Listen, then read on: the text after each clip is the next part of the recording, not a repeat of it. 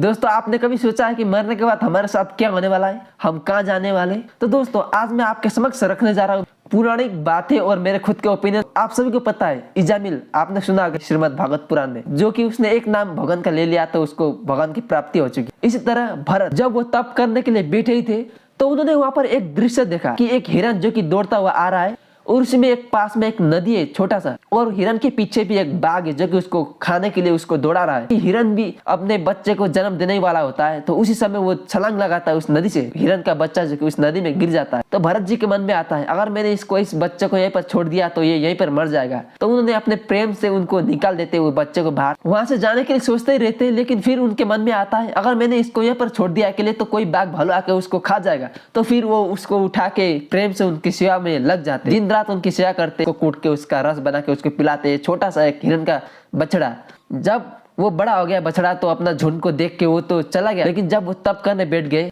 तो उनके मन में हर वक्त वही दृश्य, वो एक बच्चा जो कि उनको प्रेम से उन्हें जो कि पाला पोसा था वो चला गया, वही याद आता रहा जब वो भगवान तप करने लगे।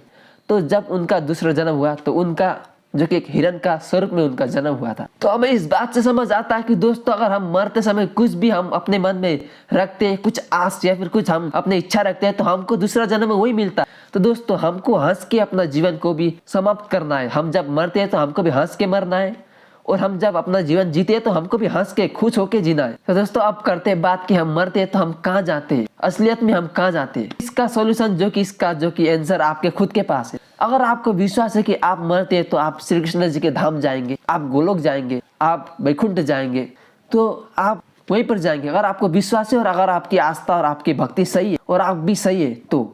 लेकिन दोस्तों यहाँ पर बात आती है वैकुंठ, जो कि वैकुंठ, अगर आपको वैकुंठ की इच्छा है तो यहाँ पर देखिए दोस्तों 14 लोग जो कि जब ये लय हो जाएगा वैकुंठ भी पूरी तरह लय हो जाएगा, वो किसी काम का नहीं, वो भी समाप्त हो जाएगा, पूरा खत्म हो जाएगा। तो 14 लोग में वैकुंठ भी आता है। तो इसीलिए तो आपको कुछ इच्छा रखना है तो कुछ अच्छा और बहुत ही समझ के आपको रखना चाहिए। जैसे गोलोक जो कि बहुत ही अखंड है, वो कभी खत्म नहीं होगा, और उससे भी परे है जो कि क्षीर अक्षर अक्षरातीत जो कि हम कहते हैं।